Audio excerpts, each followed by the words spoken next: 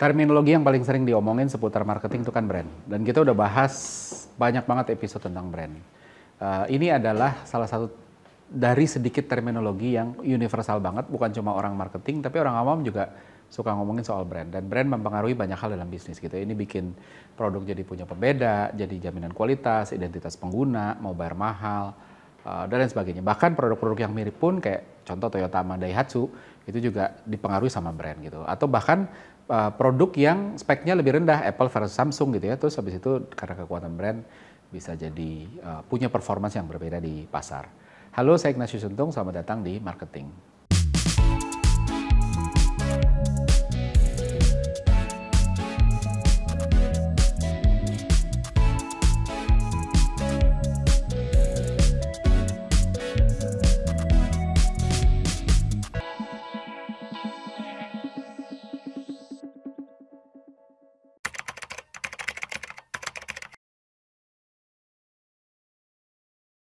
Oke, kalau ngomongin soal brand, sayangnya brand ini abstrak gitu ya. Saya sering mengadolikan brand ini, mohon maaf, kayak kentut gitu ya.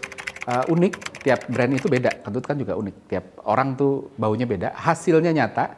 Kalau udah ada hasilnya, banyak yang ngomongin gitu ya. Dan yang memproduksi biasanya puas, lega. Wah, bagus ya tuh ininya, hasil gua kan gitu ya. Tapi nggak tahu bentuknya kayak apa. Dan lebih parah lagi, nggak tahu gimana dibentuk gitu. Jadi seringkali proses pembentukannya juga spontan gitu ya. Banyak brand yang juga jadi bukan karena direncanain gitu. Jadi benar-benar persis lah ya dengan gas yang satu itu gitu. Tapi bukan berarti nggak bisa direncanain. Maka dari itu kita bahas nih caranya gimana. Tapi sebelum masuk ke sini, saya mau mengajak teman-teman di sini untuk kalau belum pernah ngelihat episode-episode sebelumnya, saya pernah bahas soal brand hierarchy, brand archetype, positioning itu saya pernah bahas. Untuk khusus brand hierarchy ya, itu cari aja di YouTube, search Ignatius Untung brand hierarchy, ntar keluar beberapa. Ada versi singkat yang cuma 1 episode, ada versi detail yang sampai 6 episode bahas brand hierarchy gitu. Tapi memang di sana saya baru ngomongin konsepnya itu seperti apa. Tapi tanpa itu kita nggak bisa akhirnya lebih maju. Nah sekarang kita mau ngomongin trik-triknya apa sih untuk ngebangun brand gitu. Tapi balik lagi, landasan teori yang saya pakai adalah brand hierarchy. Bahwa brand juga ada tingkatan yang bukan cuma bukan cuma semua brand tuh sama goalnya, enggak, beda-beda gitu. Dan saya nggak bahas yang negatif di sini di episode tentang brand hierarchy, itu ngomongin yang negatif dan positif. Di sini saya bahas yang positif aja. Tingkatannya tuh secara simpel ya. Tingkatannya yang paling bawah itu kan familiarity. Ini adalah mantranya adalah gimana brand bisa diingat. Yang kedua ada resonate. Ini adalah mantranya tentang diingat karena functional offer yang menarik. Terus level di atasnya lagi inspire. Mantranya diingat karena beresonansi secara emosional. Dan yang paling atas itu cult. Mantranya adalah dipuja gitu. Jadi semua brand maunya sampai ke cult. Tapi sayangnya ini bukan tangga, jadi bukan dari bawah pelan-pelan, familiarity, resonate, inspire, cult, enggak. Jadi kita dari awal harus clear kita mau target mana, kecuali cult ya. Kalau cult itu nggak bisa langsung, tapi yang lain kita bisa langsung, tapi kalau cult itu cuma bisa naik dari resonate atau inspire, kan gitu ya kurang lebih. Nah, sekarang kita bahas gimana caranya nyampe ke apapun yang kita mau target gitu. Sebenarnya ada 2 komponen utama ketika kita mau bangun brand. Goalnya apa sih secara ideal? Yang pertama adalah diingat. Ini adalah indikasi dasar bahwa brandnya udah terbentuk. Brand itu terbentuk bukan di meeting room, bukan di laptop kita, tapi di benak konsumen. Makanya indikator pertamanya orang udah ingat apa belum? Kalau belum ingat, artinya brandnya belum terbentuk dengan baik gitu ya. Nah, tapi diingat pun juga ada tingkatannya gitu kan. Balik lagi ke tadi brand hierarchy ya. Jadi nggak semua sama. Misal contoh, kalau di level familiarity, brand ini diingat karena sering dibicarakan, banyak exposure. Ini brand-brand yang genit, ada terus di mana-mana, kekuatan uang dan effort gitu ya, banyak pasang iklan di mana-mana, branding atau sponsorship, atau rajin bikin konten gitu, apalagi konten-konten trending gitu ya. Dan justru di sini jebakannya gitu. Jadi banyak yang berpikir bangun brand itu cuma soal ini, soal bikin brand kita diingat. Akhirnya menghalalkan segala cara untuk bisa diingat, untuk trending, cari sensasi dan lain sebagainya. Hati-hati juga begitu presence-nya pudar, brandnya pun juga ikut pudar. Kalau di level familiarity. Nah, di atasnya itu resonate. Resonate ini adalah brand-brand yang diingat karena functional feature-nya paling menarik. Jebakannya, begitu dia nggak kompetitif lagi, begitu marketnya atau ada pemain baru yang lebih kompetitif, dia akan pelan-pelan mulai hilang. Makanya dia harus harus mulai naik kelas gitu. Nah, level ketiga, inspire. Brand ini diingat bukan karena fungsionalnya doang, tapi ada spirit yang sejalan atau yang resonate dengan konsumen, buy-in secara emosional. Dan pada akhirnya cult itu diingat karena diidolai tadi ya, seperti kita udah bahas di awal. Nah, penting untuk diingat tanpa diingatkan. Artinya nempel di kepala bukan karena iklannya kenceng, di awal perlu iklan, tapi nggak boleh bergantung sama iklan gitu ya. Jadi poin pertama adalah diingat. Gimana caranya bikin brand diingat? Poin kedua adalah desirability. Gimana caranya brand itu bisa mendorong supaya dia jadi diinginkan. Ini indikator kedua gitu ya, untuk bikin brand diinginkan gitu. Tujuannya brand adalah ya supaya orang mau punya ini gitu. Kalau enggak ya udah gitu kan. Contoh misalnya, kalau kita ngomongin otomotif gitu ya, mobil gitu ya, kita ingat lebih dari 10 merek gitu, pasti banyak. Toyota, Honda, Daihatsu, Suzuki, BMW, Mercedes, Wuling, dan lain sebagainya gitu ya. Nissan, banyak lah, Tesla dan lain sebagainya ya. Tapi dari 10 merek itu, saya berani bertaruh bahwa tidak lebih dari 5 merek, 5 brand yang kita inginkan atau setidaknya kita consider. Sisanya kita nggak pernah mau atau nggak pernah pengen, tapi kita tahu. Ini membuktikan bahwa brand itu bukan cuma sekedar awareness, bukan cuma sekedar orang tahu, orang ingat. Karena ingat kalau abis itu nggak dipengenin tuh buat apa gitu kan. Jadi diinginkan juga bisa macam-macam gitu kan. Ya balik lagi tadi gitu kan, paling dasar itu kalau yang familiarity dia diinginkan karena ya udah ini satu-satunya yang saya tahu, yang lain saya nggak tahu gitu ya. Jadi ketika kompetisinya nggak terlalu ketat, nggak ada yang benar-benar punya posisi yang clear, cuma sekedar adu keren, adu beken gitu ya, familiarity aman. Yang kedua adalah resonate, diinginkan karena memang paling oke feature-nya. Inspire itu yang level selanjutnya diinginkan karena bukan cuma soal fungsional tapi emotional and spirit, dan yang pada akhirnya cult gitu ya. Ini adalah diinginkan karena identitasnya yang memang keren. Kalau saya pakai ini tuh jadi keren gitu ya. Nah, gimana untuk ngebangun dua tadi? Satu diingat, yang kedua diinginkan. Yang pertama adalah ngebangun relevansi. Ini hal paling dasar. Ini adalah tentang cari positioning. Positioning ini tentang ngebangun relevansi dengan framing dan perspektif tertentu ya. Jadi ini tentang nyari interseksi antara apa yang relevan buat konsumen, tapi juga relevan untuk brand. Sehingga kita bisa masuk. Prosesnya pasti dari consumer research, cari consumer insight. Ada fakta yang paling matters buat konsumen yang kalau diselesaikan jadi ada aha moment untuk konsumen gitu. Jadi ini juga harus sesuatu di mana brand bisa punya tempat untuk ambil bagian. Nah, kalau ini kita udah dapat, relevansinya kebangun. Nah, prosesnya nggak gampang, malah bisa dibilang dari semua proses membangun brand, part ini justru yang paling susah. Tapi ini harus selalu di depan.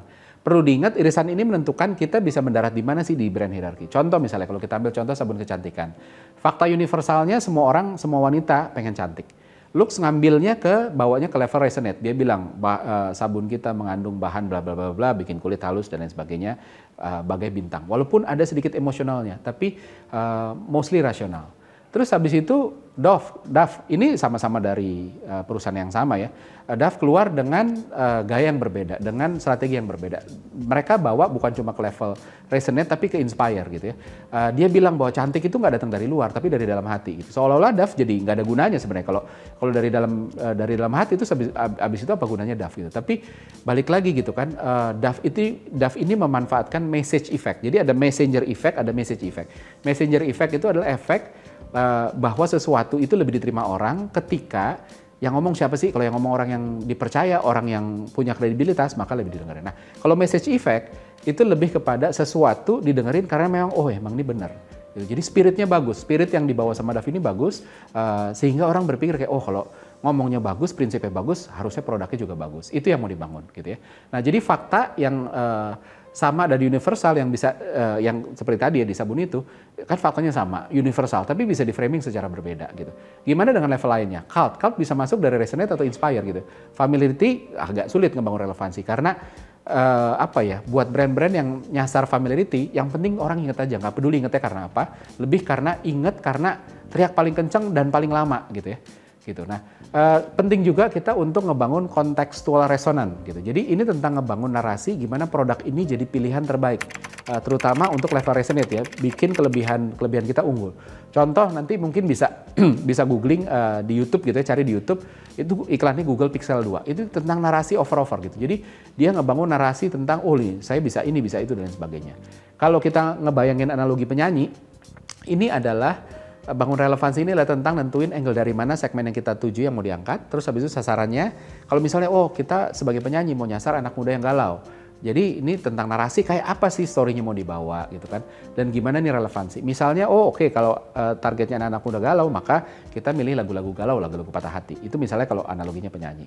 Nah, selanjutnya setelah kita ngebangun relevansi, baru kita ngomongin uniqueness-nya. Walaupun orang sering kebalik, dicari unik dulu, relevansinya nggak pernah dibangun. Nah, padahal nggak bisa ya. Jadi kalau relevansinya nggak kuat, akhirnya uniqueness-nya itu jadi unik tapi nggak relevan gitu. Terus abis itu buat orang kayak jadi ya itu tadi cari perhatian aja gitu kan.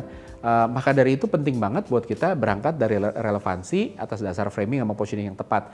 Habis itu baru keunikannya dibangun. Message-nya jadi bunyi, keunikannya juga jadi punya dasar, bukan cuma sekedar unik yang nggak ada dasar gitu ya. Keunikan ini bisa mencakup satu DNA personality. Apa sih DNA sama personality yang mau kita targetin gitu. Terus kalau brand ini orangnya kayak apa? Archetype-nya apa? Saya juga pernah bahas soal brand archetype ya, jadi bisa dilihat di sana juga. Ini juga bisa jadi acuan-acuan untuk tahap-tahap selanjutnya. Terus jangan lupa bangun trigger. Apapun yang kalau orang lihat jadi inget, oh ini brand si itu ya. Karena kita diasosiasikan sama itu. Bisa bentuknya aset, logo, warna, logogram, typography.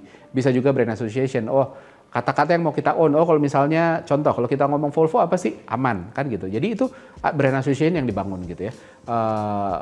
Ya dan lain sebagainya gitu kan. Kalau ngomongin determinasi apa? Oh, Nike gitu kan dan sebagainya. Jadi kita harus ngerencanain dulu apa yang mau kita own, terus habis itu benar-benar dibangun seputar itu gitu ya. Kalau analogi penyanyi balik lagi tadi kan di level relevansi analogi penyanyi tuh dia nyari oh kita mau nyasar segmen apa sehingga nafasnya tuh harus seperti apa, spiritnya harus apa. Nah, kalau di level unik, analogi penyanyi ini tentang nentuin genre lagunya apa, warna suaranya apa, gaya nyanyinya gimana.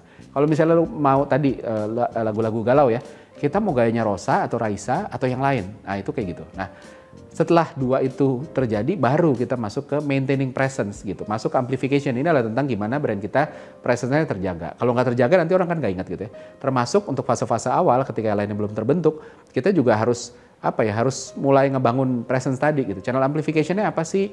Mana yang berbayar, mana yang bisa dibangun, bukan dibeli gitu ya. Balik lagi kalau analoginya penyanyi, mau nyanyi di mana aja, mau di TV, di YouTube atau di Spotify. Jadi level-levelnya juga berbeda gitu ya. Nah, di level ini fokus utamanya adalah diingat gitu, bukan karena sekedar belanja media, tapi ada relevansi yang dijadiin dasar itu tadi. Tapi udah mulai ada bonus diingat karena ada rasa tertentunya dari adanya keunikan tadi gitu. Jadi relevansi, terus habis itu kita dorong ke unik, terus habis itu di-maintain presence-nya gitu kan.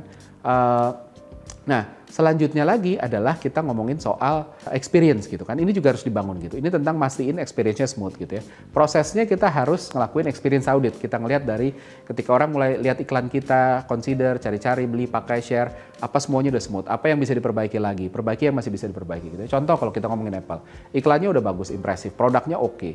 Consideration-nya dibantu, banyak informasi yang kita bisa dapetin waktu kita consider gitu. Termasuk di website ya kita bisa compare, oh tipe yang ini versus yang ini gimana dan sebagainya. Mau beli carinya juga gampang. Begitu unboxing, experience-nya impresif gitu. Buka box-nya dan lain sebagainya. Selalu ada wow factor gitu ya. Setup pertamanya juga smooth dan lain sebagainya. Dipakai juga enak gitu. Jadi balik lagi kalau kita menganalogikan ini penyanyi, ini tentang bikin video klip yang bagus, konser yang keren kayak konser Coldplay misalnya gitu ya.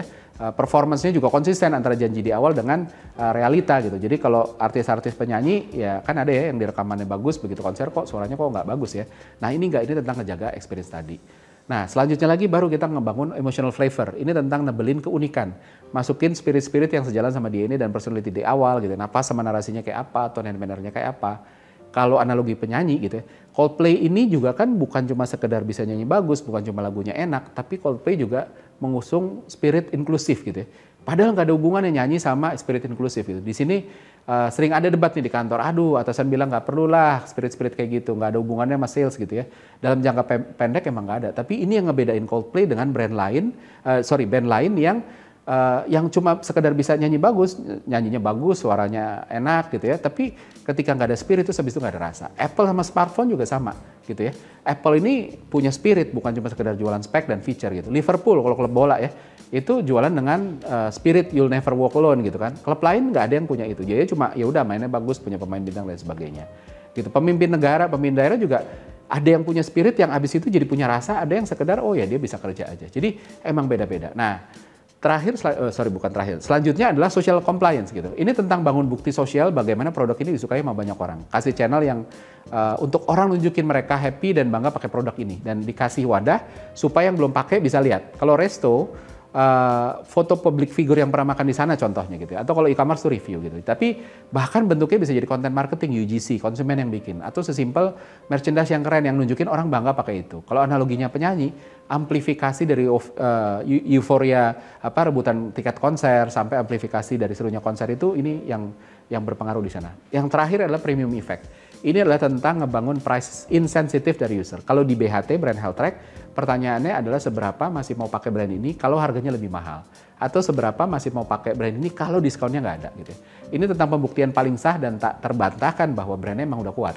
Masih mau beli bahkan ketika diskon atau bahkan ketika harganya naik. Nah, caranya gimana? Selain semua yang tadi di atas itu akan ngebantu ke sini, tambahannya apa? Coolness. Kita harus ngebangun brand ini coolnya, kenapa sih bikin orang bangga pakai ini, symbol of identity. Wah, saya kalau pakai brand ini itu masuk tribe tertentu gitu. Ya, analogi penyanyi kalau punya tiket konsernya ini nih, wah tuh berasa keren. Rela ngusahain untuk nonton konsernya berapapun harganya. Gitu. Nah, itu akhirnya baru brandnya kebangun. Jadi, kalau kita recap, kita harus start dari pertama dari relevansi gitu ya. Relevansinya udah dapet, terus habis itu kita bangun uniqueness gitu. Habis itu kita maintain presence-nya supaya terus terbangun gitu ya. Terus experience-nya diperbaiki, emotional flavor-nya ditambahin, social compliance-nya ditambahin, dan terakhir premium effect-nya juga dibangun. Oke, seperti biasa ada quiz, pertanyaannya sebagai berikut.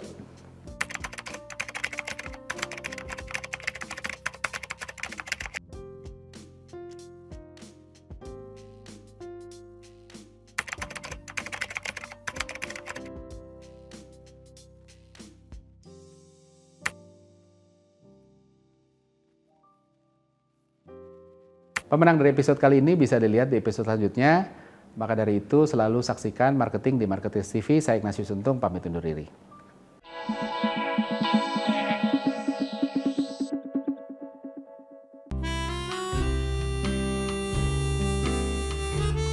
Gimana? Seru-seru kan videonya? Kalau suka, jangan lupa komen dan like ya. Masih banyak juga nih video-video yang keren-keren lainnya, gitu kan? Dan jangan lupa subscribe juga Marketers TV di sini nih.